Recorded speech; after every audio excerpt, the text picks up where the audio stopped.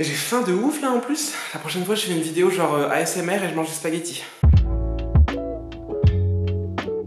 Hello tout le monde, j'espère que vous allez bien. Alors avant tout je filme avec une nouvelle caméra qu'on m'a prêtée et qui est totalement différente de celle avec laquelle je filme d'habitude. Donc si la qualité est un peu différente, eh bien j'en suis désolé.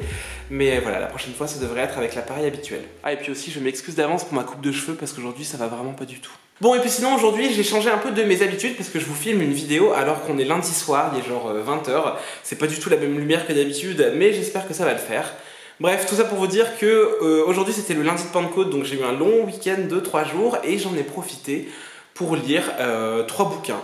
3 bouquins sur 3 jours, c'est plutôt pas mal. Bon, c'est des lectures graphiques, mais ça compte quand même. Et voilà, j'avais envie de vous présenter ces 3 bouquins et on va commencer sans plus attendre avec le premier qui s'appelle Le sommeil du monstre de Enki Bilal. C'est le premier tome de la trilogie Monstre, donc de Enki Bilal. Là j'ai celui qui est paru aux éditions Les Humanoïdes Associés, mais ils en ont ressorti une nouvelle édition qui compile les 3 tomes en un seul bouquin, ce qui est plutôt pas mal. Et là c'est un ami qui me l'a prêté, il m'a prêté les 2 premiers tomes, et là je n'ai lu que le premier, et c'était plutôt pas mal. Je ne sais pas si vous avez déjà lu du Enki Bilal, moi c'était mon premier livre de lui. À savoir que j'avais vu l'adaptation Immortel, donc c'est l'adaptation de la trilogie de Nicopole qui était sortie au cinéma il y a quelques années déjà et ça m'avait pas mal plu. Et d'ailleurs après avoir vu le film j'avais eu très envie de lire la BD et en fait le style graphique m'avait un peu rebuté. Et bizarrement, il n'y a pas très longtemps, il a sorti une nouvelle saga qui s'appelle Bug, et en la feuilletant, je me suis dit, bah en fait, ça m'attire trop quoi. Comme quoi nos goûts en matière de lecture graphique peuvent évoluer avec le temps. Et donc j'en ai parlé à un ami qui m'a dit, ah bah j'ai les 2 premiers tomes de Monstres, si tu veux je te les prête. Et voilà, il me les a filés, j'ai lu le premier, et verdict, c'était plutôt pas mal. En quelques mots, Monstre, c'est un peu compliqué quand même, ça nous plonge dans un monde assez lointain. Donc voilà, ça se passe sur Terre, on reconnaît la géographie terrienne et les pays terriens. Mais voilà, ça se passe dans une époque assez lointaine où on va suivre un homme qui s'appelle, je ne sais plus, j'ai hyper bien préparé ma vidéo, encore une fois. On suit un homme qui s'appelle Nike, comme les chaussures. Et en fait, cet homme, il a une particularité, c'est qu'il a une mémoire absolument extraordinaire, si bien qu'il se souvient très bien en fait de des premiers jours de sa vie. Genre, il se souvient de sa vie à partir de J+15. Genre, vous imaginez, vous souvenir exactement des journées que vous avez vécues à partir de 15 jours de naissance, c'est assez dingue. Et donc voilà, cet homme se souvient de sa vie depuis très longtemps en fait. Bref, et donc cet homme est à la recherche de 2 personnes qui sont nées à peu près en même temps que lui, à quelques jours près, et qui étaient dans des berceaux à droite et à gauche de lui. Et voilà, on comprend qu'il est un peu à la recherche de ces personnes.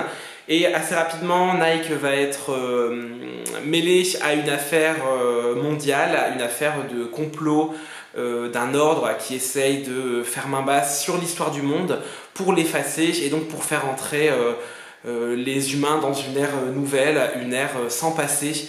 Donc voilà, où on remettrait tout à zéro, une ère d'anarchie où il n'y aurait plus de pouvoir, plus de police, enfin bref, un truc assez badant.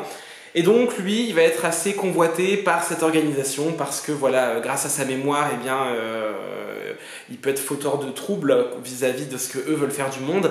Bref, c'est assez obscur comme histoire, c'est très compliqué à expliquer et c'est très compliqué aussi à comprendre.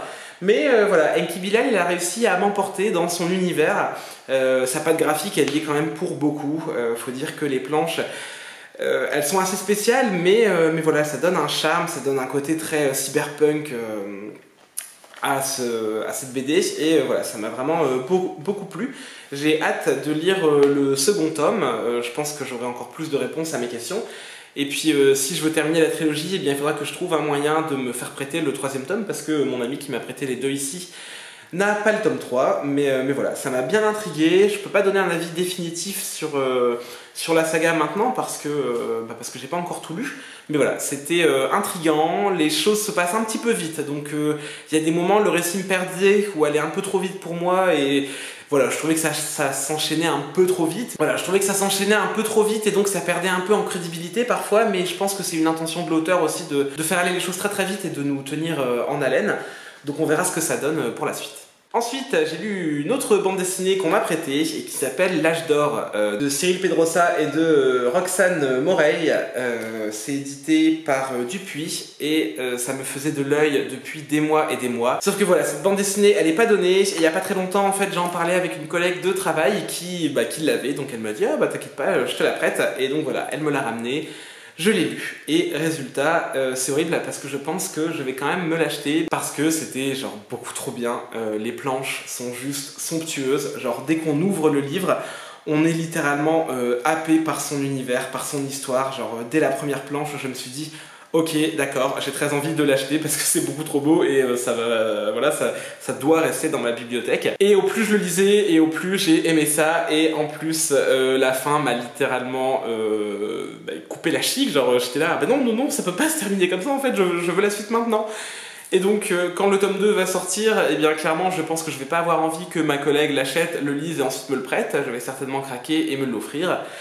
Et voilà, me connaissant, eh bien, je finirai par acheter aussi le tome 1 et ça fera une très jolie saga dans ma bibliothèque qui est déjà complètement remplie, mais ça c'est une autre histoire.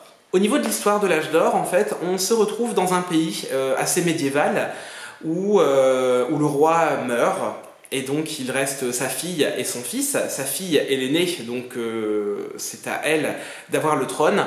Sauf que voilà, son petit frère ainsi que sa mère complote un peu contre elle, la foutent dehors et donc son petit frère hérite du royaume et elle se retrouve complètement exilée et elle essaye de récupérer le trône parce qu'elle a peur que son frère en use de la mauvaise manière.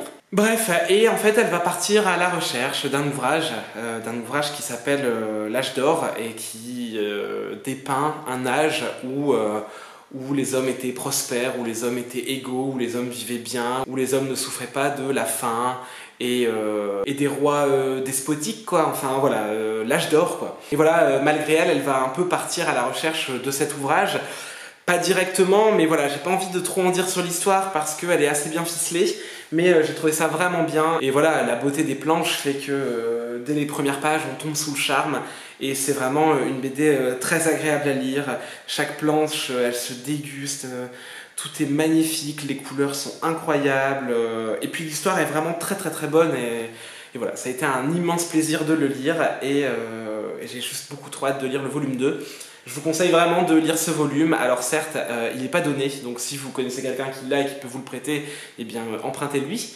Et puis si vous avez un petit peu de sous, franchement je vous conseille de vous l'offrir parce que voilà, ça reste un ouvrage qui fera toujours super joli dans une bibliothèque et puis que vous aurez toujours beaucoup de plaisir je pense à relire. Et moi, et ben voilà, quand j'aurai un peu plus de sous, je pense que je craquerai et que je me l'offrirai. Et on termine avec un dernier livre que j'ai lu ce matin en me levant. Il s'agit de Monstress de Marjorie Liu et de Sana Takeda. Ce livre je vous l'ai montré en septembre dernier, je l'avais acheté à la braderie de Lille. Je l'avais trouvé vraiment pas cher d'occasion et depuis il était dans ma bibliothèque et je ne l'avais pas encore lu. Et voilà, ce matin, je sais pas pourquoi, je me suis motivé, j'ai regardé le livre dans ma bibliothèque et je me suis dit ah, allez, c'est le moment. Et c'était vachement bien. Je vous avoue qu'au début, j'ai commencé les premières pages, j'ai lu le premier chapitre, parce que donc voilà, ce tome 1 est composé de 6 chapitres. Et le premier chapitre, j'étais un peu dubitatif. Je me suis dit, ah ouais, bon, on va voir, mais j'étais pas trop à fond. Heureusement que les dessins étaient magnifiques, je me suis dit, bon, les dessins font que je vais quand même le terminer et on verra ce que ça donne. Et en fait, c'était vraiment hyper cool. Pour vous la faire simple, parce que Dieu sait que l'histoire n'est vraiment pas simple, dans Monstress, on va suivre deux races, entre guillemets, qui se font la guerre au sein d'un même pays qui est un peu scindé. Et donc voilà, cette guerre se passe entre les humains contre les arcaniques. Les arcaniques, en fait, ce sont des hybrides mi-humains, mi-animaux. Donc voilà, on va avoir des gens avec des oreilles de chat, une queue de renard, enfin bref, ce genre de truc.